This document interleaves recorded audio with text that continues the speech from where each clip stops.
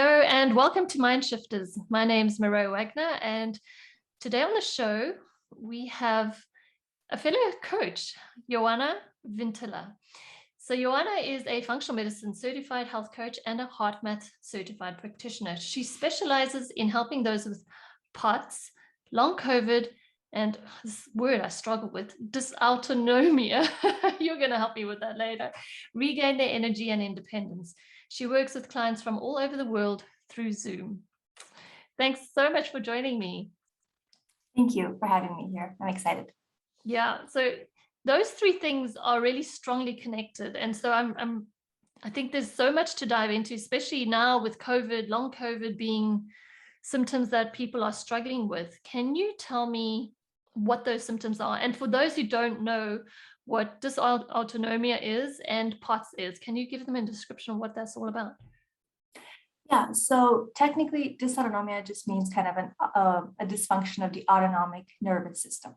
Now, the autonomic nervous system is the one that regulates kind of all the unconscious processes that we don't even think about, our heart rate, our temperature, even kind of the speed and digestion and things like that. Kind of everything kind of going from the top of the body to the bottom of the body, it regulates a lot of things. Now, the problem is when that shift is off and it's no longer being regulated, you might have some things like, rapid heart rate, or you're sweating, you might be sweating too much or too little, or you might get overheated in the heat. So the symptoms are really widespread, which is why it's so difficult to diagnose, because you might have headaches, or you might have eye dryness, and then problems perhaps even with mucus, or then all kinds of gut problems, pelvic pain, nerve and muscle problems, and fatigue. So they're so widespread that it can be hard, I think, for doctors too, and even for patients to keep track of, well, there's 25, 30, 40 different symptoms. Wow. It can be overwhelming for somebody to see such a large number of symptoms. Yeah, go on. Yeah, no, I was actually going to ask, because that's a whole laundry list of symptoms that people are struggling with. So obviously they go to their doctors and the doctors are quite dumbfounded. How well is it being diagnosed, and are people getting answers, or are they going around in circles quite a bit? And then we can go into your story, because I'm sure that kind of highlights what it's like. Yeah, so one of the latest studies that came out said pretty much that the average person waits around 6 years for a diagnosis. Wow. Now that's problematic, because if you're waiting so long, oftentimes you're lost in those 6 years, and it could even be harder. They say sometimes the earlier you diagnose, the earlier obviously you could start taking steps to mitigate and to, and if you're waiting 6 years, sometimes what happens is it could get to the point where the symptoms just keep getting worse and worse and worse, and that's when you get diagnosed, which is a little bit problematic. Now, long COVID has brought attention to POTS a lot, so I have seen this gap kind of decrease, and I think the number, that 6 years, is getting smaller. So what's the overlap in symptoms? So pretty much what they say kind of is that out of the people that get COVID, approximately 30% of them might get something called long COVID, which they're still not entirely sure exactly where this is happening. Perhaps they're thinking some remnants have remained there and, kind of are causing some inflammatory problems. Out of the people that do get long COVID, they're saying more than 50% of them do get kind of some autonomic system dysfunction. Okay. So a large part of that, I would say, is probably kind of more like on the chronic fatigue side. And then some of these patients also do have POTS, and they have pretty much kind of all the symptoms of POTS, with the rapid heart rate, so the tachycardia and the dizziness, overheating. But yeah, I would say probably from what I've seen and heard, fatigue. Fatigue is really just like this crippling fatigue, the kind that even rest won't do too much to, just constantly just fatigue. Wow. So tell us about your story and what were your first symptoms before you got diagnosed? What were you experiencing at the time? So that's the thing. So my story starts out when I was around like 3, or that's as early as I could remember, where I had a lot of pins and needles and tingling and numbness in my extremities. Mm-hmm. That's kind of how it started. So constantly at night I was waking up because, I would have these problems at school. I would have these problems all the time. So the teachers, I would always have to get up and massage my limbs, and so it was just a constant day and night. And then 2, I had problems with digestion. I always felt like really, really like nauseous and full really easily. So I wasn't able to eat a lot, which was problematic when you only have 3 meals a day and you can't even finish them when you're, when you're in school and you only have, you can't only do so much. So that's kind of how it was when I was a kid. We went to some doctors, but it wasn't really, kind of everybody was like, well, more or less you could function, so it's fine. And then in college, when I was, I think I was around 19. So after my freshman year of college, university, I started having these like palpitations. It only happened in the summers. So it'd be when I was standing outside. It didn't even have to be too hot, but it would just, my heart would just start beating really fast. And then I would start getting this really kind of like dull chest pain, but it would radiate all the way down the left side of my body. So like down my left arm, and then up my like jaw and the left side of my face and down my back. And it was really scary because, well, I didn't know what was going on. And then right afterwards too, I'd get these muscle cramps all over my body. And then right immediately after one of these attacks, I would start sweating profusely, and then I would just be really, really, really fatigued. Like it just felt like a truck had run me over. Wow. And so, but that was, so between the ages of 3, when you first started getting symptoms of an imbalance, at least in the body, it took so many years, 16 years, before you actually got help or a diagnosis. So were you actually diagnosed at age 19? And what was the process? Because then that's also kind of a different thing that people go through to get diagnosed. No, so that year, so I started going to doctors at that point, and it was pretty much, we can't replicate these symptoms in the hospital, partly too because it was cold in the hospital. Yeah.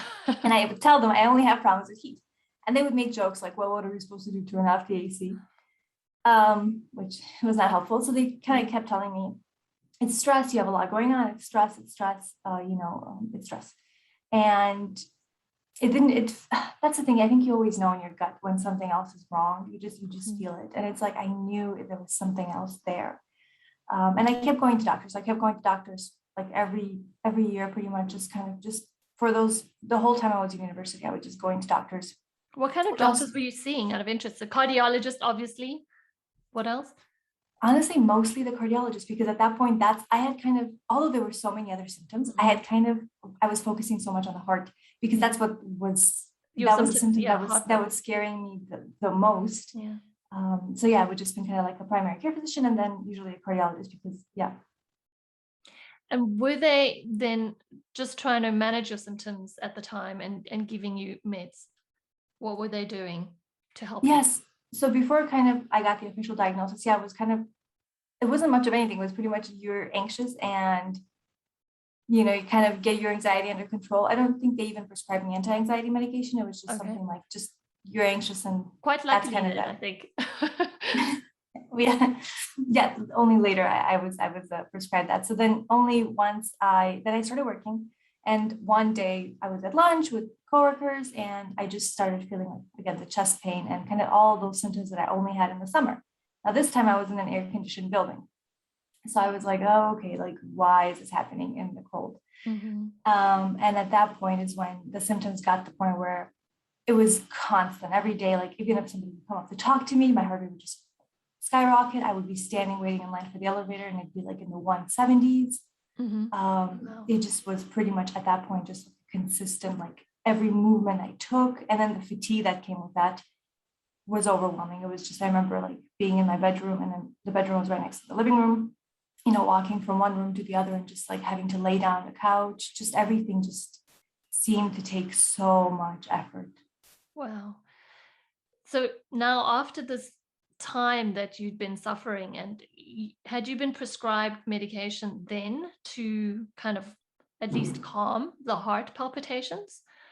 And how were you managing it before you started finding answers? What were you doing?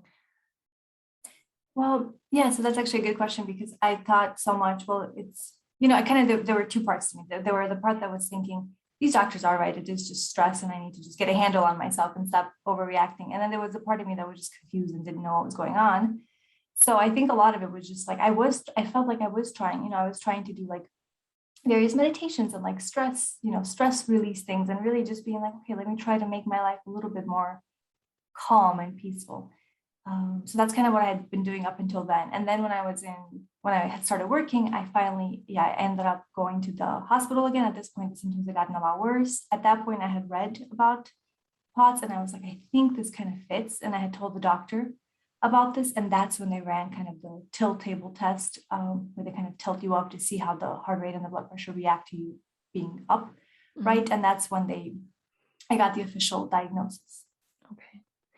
And so had the calming and the stress management helped your symptoms in any manner, or to what extent did it bring any relief? So I think up until that point, what was tough for me is because in my head, I was so confused what was going on, right? And in a way, I honestly didn't believe, because I'd constantly been told, and I think this happens to a lot of people with chronic illness, we're constantly told it's in your head, it's in your head, it's in your head. It really affects how you view the world and even how you view these treatments, honestly, because to be perfectly fair, I didn't believe in them because I just knew there's something more to this. And I think when you start something and you don't really believe in it, or you don't do it as, you don't go in it with as much enthusiasm or full force, because you're just like, you're kind of half-hearted, like, just like, oh, we'll see how this works. Okay, so you didn't take it that seriously back then, but you were still managing it somewhat with that. My question is, then how did you discover functional medicine, and what was your path into this area, and how did it help you? So then after, when I finally got diagnosed, they put me on beta blockers, which actually did calm the heart rate. And after a while, I noticed maybe at first everything was fine. I was like, maybe that's it. I just have to be on these medications like forever and I'll be fine. And then about 6 months afterwards is when, granted, not everything was perfect, but I was like, at least the heart rate is down. I still have a lot of other symptoms, but it's fine. And then 6 months afterwards, the symptoms started getting worse again. Like, they just kept upping my dose, the problem with those medications is when you do that, the heart rate goes down, but so does the blood pressure. So then I was even dizzier and weaker and just not feeling well in general. And then I had started having a lot of gut problems as well. I got food poisoning, and that resulted in a host of other problems. And then finally, I think one day, I pretty much, I guess it came on gradually, but I kind of just had, just crashed, like emotionally, physically. I realized that the vision that I had for my future was, it wasn't going to work out with the current circumstances. And I realized even with work, I got to the point where I was only working and that's all I was doing. Like, I was just resting the entire time. And I realized I couldn't even do that. And, at one point I was on medical leave. And that's kind of when I was like, okay, like, something has to change. I could barely even hold down this job. And I'm not sure I could hold this job down for much longer. I'm not feeling well. I'm tired all the time. I'm having a ton of symptoms all the time. And at that point is when I kind of was like, okay, like, let's try again with this, like, relaxation. Let's try. So that was the first piece of the kind of the puzzle that I put together. Now with functional medicine, the way that when I finally did discover functional medicine, if you kind of Google the functional medicine tree, which is one of the first things that I saw, I remember at the root of the tree, there was, like sleep and relaxation and movement and nutrition and stress and relationships. And just that was kind of like the root of the tree. So all of those things is what I kind of include without realizing that's also what functional medicine stood for. I started including the sleep and relaxation and the stress. That was kind of the first part. And I noticed that gave me a little bit more energy. And then only afterwards I discovered functional medicine. I started implementing the nutrition part, and then finally the movement part. I must admit, it's an autoimmune disease that I actually have no experience with. And I just wonder, being a functional medicine practitioner as well, whether the approach is very similar as you would for all other autoimmune diseases. So it sounds like you're approaching it again with the roots of the tree, all the foundational aspects: sleep, diet, hydration, stress management, movement, all of that. Is that what you started doing for yourself? And how far did it get you in terms of finding resolution for your symptoms? That's a great question. So in the beginning, it was interesting, right? Because in the beginning, I was like, okay, let's pretty much carve out fatigue is one of the biggest kind of symptoms and issues, I would say, I think for most people that have POTS. And with that, it was, okay, how do I get more energy? So at first, that's why the sleep and relaxation was so important, because it helped me, not only did it help calm down the body a little bit, but it also helped me feel a little bit more refreshed, which at that point you could take, you'll take any kind of small energy boost, so to speak. And then afterwards, the step that came in right afterwards was pretty much kind of focusing on, again, like, how do I get more energy? Nutrition. So kind of, my diet before too, and I noticed the diet of a lot of other Potsies as well. It's when you're low on energy, you want to consume perhaps high energy, quick sugar snacks, just because you're low on energy, you're fatigued. Not to mention the emotional aspect of it too, when you're not feeling well physically, and you want to perhaps, kind of comfort yourself with comfort food, something warm and fattening, just exactly. whatever you can, whatever quick energy, So that was kind of the second part. But one of the most important things we always do say in POTS is movement. Now, it is so hard to move and to exercise when you're low on energy. So that's why the nutrition piece and the relaxation piece were so important in the beginning. It was kind of like almost like pacing, like you set a baseline. And then how do you add in some energy through kind of that relaxation, through calming down the autonomic nervous system, and then through nourishing your body with the right food. So that you're not always crashing and up, down, up, down, up, down, and causing more stress on the body. And then once you're ready, you kind of can add in that movement piece, which is so important for POTS people. Cool. So while we're just on that topic of nutrition, can you tell everyone what were the nutrition changes that you did implement that you really felt benefited you? So it's so funny because it sounds kind of simple, but pretty much the first thing that I did, so for me personally, the Institute for Functional Medicine has kind of these food plans that you could find online pretty much. And one of the first things that I did was there's kind of the core food plan, which is just like what it sounds like. It's like the core food plan, just the general, good, balanced, good, healthy, wholesome food. Yeah. So I went through that and I kind of had looked, how am I eating now? And how much protein am I getting? How much of this am I getting? How much of this am I getting? How much dairy am I consuming? And I realized that, okay, I wasn't really consuming as much protein as I thought I was. And I was consuming a lot more like bread than I guess I thought I was. And then it's kind of recommended in the plan. And as for sure, I was not consuming enough kind of leafy greens. So that was kind of the first step, just looking to see where was I on this plan. And then honestly trying to get more into this plan. I realized that I was eating a lot of packaged foods. So kind of just really just incorporating the leafy greens and more protein and more fat and just, kind of just like kind of real natural food, not just, like, again, packaged foods. And that honestly is what made it was simple, but it made such a huge difference because I was no longer kind of having these crashes. I could actually go on for a few hours without having eaten, which was a pretty big deal. Yeah, right. So I know that all of my colleagues and the functional medicine practitioners that I know recommend a gluten-free and dairy-free plan as well.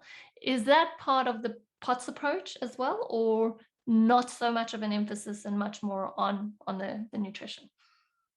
So actually, yeah, they have found even there was like a really recent research study that came out too that they did for a small group of POTS patients where they had them try a gluten-free diet, and they actually did notice positive changes in those patients. So I would say for sure that that's one of the things they also recommend. They really recommend a small meal so that your body is not also getting overwhelmed, because at that point it's trying to pump so much blood to the stomach, and you don't need that. You need your blood to stay, kind of around this area and around your heart instead of going to other places. So small meals are important. And also, gluten-free has been something. I know some POTS patients have also benefited from doing things like keto and things like that. So it's really worth, in a way, kind of experimenting and seeing what your body, does well with, Yeah, for sure. I mean, digestion takes up a lot of energy. So I can imagine that to aid digestion as best as you can is going to give you a lot more energy in some respects, right? Okay, so you did the sleep, the stress, the diet, and so let's talk about the movement part because you had quite an interesting plan that you were adopting just to get into it, because you said you were so tired that you had to start low and slow. Yeah, so for a lot of POTS patients, the worst part is just kind of a lot of them suffer too with kind of the post-exertional malaise. So pretty much right after you work out, your body does not recover as it should. So you're almost just causing undue stress on your body instead of it actually, like stress is good for us to a certain point if the body can recover. If it's not recovering, then you're just laying in bed, you're making your symptoms worse. So kind of for me had been like that too. I would like maybe be like, okay, today I have some energy, let's try to work out. And then I would just not feel well for a few days afterwards, which obviously did not encourage me to move. And I kept telling doctors that do specialize in POTS do kind of talk about this very often, that it's important to move. And it was just like, I don't get it. Like, this is not working out. So one of the protocols that exists out there is called the Levine protocol. It's like an 8-month protocol. Pretty much the most important thing is in the beginning, you really start out kind of in the recumbent position. So you're pretty much doing perhaps like a recumbent rowing machine, or like maybe one of those like Pilates reformer things or something like that, where you're just kind of laying down, or perhaps even if not, then maybe some exercises in bed or something like that. It's really important that at first you're laying down and you're not getting up too suddenly and you're not doing those kind of exercises. So for me, that's how it was too. A burpee would be really a bad idea. Yeah. Okay, so you start more in the reclining position, then you start building up to positions where you're standing. Okay, and that over a process of 8 months. How much are you exercising now? So I was actually recently speaking to a physical therapist that specializes in seeing POTS and EDS patients. And what she was saying is that she's like, this needs to become your number one drug. Like, this is like the thing that you do every day. Like, this is just fundamental aspect of your care. It's non-negotiable. So even for me now, I do still pretty much 5 to 6 days a week where I am physically active. I do kind of Pilates and bar, and I still do the rowing. I still do the rowing machine just because I got used to it and I enjoy it. And that's how I started out with, but I still do that a few times a week. And I do notice, and that's one of the things the physical therapist mentioned too, when she was saying during the pandemic, when a lot of her POTS patients were not moving as much, their symptoms significantly got worse. So they came back to physical therapy and they started feeling better again. Not only with fatigue, but also with other symptoms like, tachycardia and like heat and things like that. So that's the difference also that you could see that it makes. And I notice it too when I kind of don't work out for like a little while. If I'm traveling or something like that is happening, I do notice my body. It just feels like it loses its momentum so quickly, and it's so much harder than I think some other people could get started. Yeah. Wow. Okay, cool. So were there any other aspects of, the functional medicine approach that you feel were really useful? From what I understand, you're actually symptom-free, is that correct? Or to what extent have you managed to reverse all your symptoms? Mm-hmm. Yeah, so before it was kind of where I was just having flare-ups, maybe honestly a few times a week. It was just like, it just felt like everything was just triggering me. And now I could say maybe it happens a few times a year. I haven't really had problems like that. Yeah, maybe if it's something very stressful, or like maybe if I get like another, like, I don't know, like cold or something like that, that will, kind of really set things off or something like that. I think something kind of dramatic has to happen to like set something off. So I could finally kind of, I guess I kind of like, I could finally have stability, because before it just felt like it's just so uncertain, and it's so frustrating, and it's so scary, where you're just like, you don't know what the next day will bring. And now I could actually like look forward and have more stability. And from what I understand, you're titrating down on your meds, is that correct? Yeah. So I've been taking it slow, just because that's how I like to do things, kind of very slowly. And, but honestly, that's been like remarkably smooth. Like, I thought it was going to be so hard, but it was just like, it's been quite easy, because I remember I've gone off a few times for various tests over the years, and every time I've gone off, it's been like, ugh. And now it's just like, okay, like, okay, chill. So when are you expecting to be off them, and what is the plan for that? Yeah, probably honestly this fall, maybe like October, November, something like that. Great. Yeah. And you're currently working with another FM practitioner, is that correct? To manage just the rest. Are there any other approaches that you're working on still from the functional medicine side? So that was pretty much like the root of the tree. I could do that myself more or less. And even for that, I did seek out the support of somebody. Just, I think it's important to have somebody to help you, keep you accountable, and just emotional support, things like that. But then obviously there were still some things, some labs pretty much, and just things like how is everything kind of going, like what's kind of happening. So with me also, there's been a lot of, like I mentioned, like a lot of other gut problems, which even again, since I was a kid, I had the gastroparesis. So over time, I'm not entirely sure, because of that, like, like kind of bacterial overgrowth had happened, and not just that, but also probably not a lot of nutrients being absorbed in, since they were just kind of sitting, things were just sitting in my stomach, not moving too much into the rest of my body. So with that, it's been really nice to work with somebody, and we started running some tests and labs, and kind of seeing, kind of where I'm at, because even I think with, like, yeah, it's interesting to see, like, even with, my B levels were all kind of very, very low, and I'd known that for a while, and I had done B12 injections in the past, and that had helped a lot with the tingling and the nerves and things like that. So it's actually really exciting to see what else we're going to find now, and how we're going to uncover and, kind of build even more strength. Yeah, cool. So I'm interested to know, what kind of tests have you guys been running? Yeah, so there was pretty much a kind of a GI map test just to kind of see, well, again, because a lot of problems. Gut health, yeah, absolutely. Did you find lots of bugs? Did you? Yeah, so yeah, there's still, yeah, probably, yeah, because I had SIBO in the past, which I had resolved, but there's still probably kind of like there's now, Candida. Did And you, I mean, because I see it so often, did you have H. pylori as well flagged? H. pylori was also flagged. Okay. that was So the next there one I we was go. going to mention. Digestion, number one thing. Yeah. And then, yeah, so all your digestive markers were obviously low. Okay. Yeah, so there was kind of a lot of red on that page, but no parasites or anything like that, which is like promising us. Yeah. Yeah, it's like only some parts of the page were marked, and then the latest one was the NutriVal, which I have not received results back from yet. Yeah, very cool. Yeah. So it's a nice overview of all your nutrients. Okay. And then looking just into hormones, just to see, because propranolol does also kind of lower the testosterone, so my testosterone also came out kind of low. Okay. So things like that, just kind of looking. So did you do the Dutch, the Dutch hormone test? Cool. Okay. All the fancy wancy tests, nice.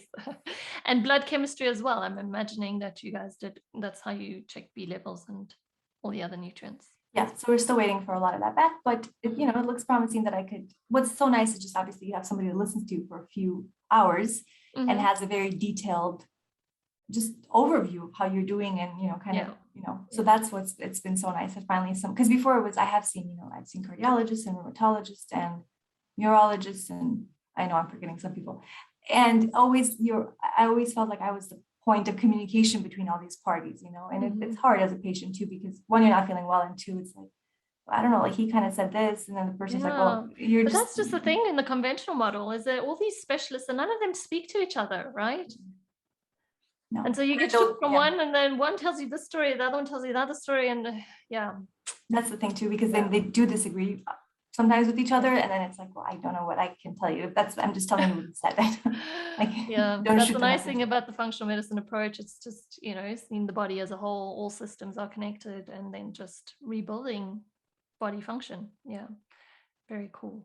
So what are your next steps, and what would you recommend to people that are struggling with POTS, long COVID, or dysautonomia?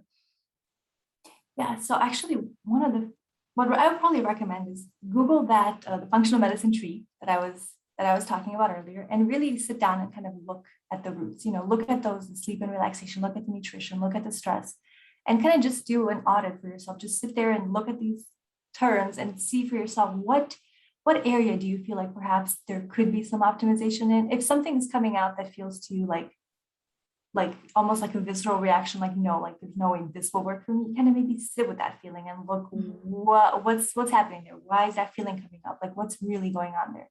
Because I noticed this, I think, a lot too with me too, where I was so resistant to these ideas. And I think largely as a result of being told for so many years that it's in your head, where you do become resistant to anything kind of like linking mind and body, just because it's natural, I think, for that to happen after so many years of that. So I would say really sit there with it and check your reactions, check how you're feeling, see, what could be perhaps one small step you could take this week in one of those areas, and two, maybe who could you reach out to for help or support to help you achieve some of those things. That's huge. Yeah. And find somebody like you who's been through it and, has gone the path, because it's a process, how long, just tell everyone how long you've been working your way through all of these foundational aspects, and, still working on more detailed things. It's a long process. It's not going to happen overnight. No. Yeah, it's been, goodness, I don't even know for myself. It's already been, like almost 8 years from, I think, when the symptoms kind of, have started, and then everything that I was doing and all the doctors that I was trying to go to, and just kind of sitting and researching almost for 8 years. So that kind of, I guess, also adds to some knowledge, and but it's tough. It really is. And it's much slower because I did it on my own, because I didn't, again, there was not the information. It's gotten more information online too, but since too, I didn't really reach out to ask for help in the beginning. And I think that would have made things a little bit speedier, but I would think I was also very Absolutely. And there's no better time than now just to take that first step. That's all it needs. It's just one step after the other, moving you forward. Cool. Okay, well, thank you so much for your time. It was lovely to hear your story, and I'm hoping that it does help people believe, for one, because that's important, that a reversal of symptoms is possible, and that you can even manage yourself off medication, which is what you're doing now. And there are definitely paths to explore, but yeah, diet and lifestyle is a big part of it. Yeah, and it's honestly the hardest part in a way too, but it is really powerful. Yeah, perfect. Well, it was great listening to you. Thanks so much for your time. Thank you so much for having me on. You're welcome.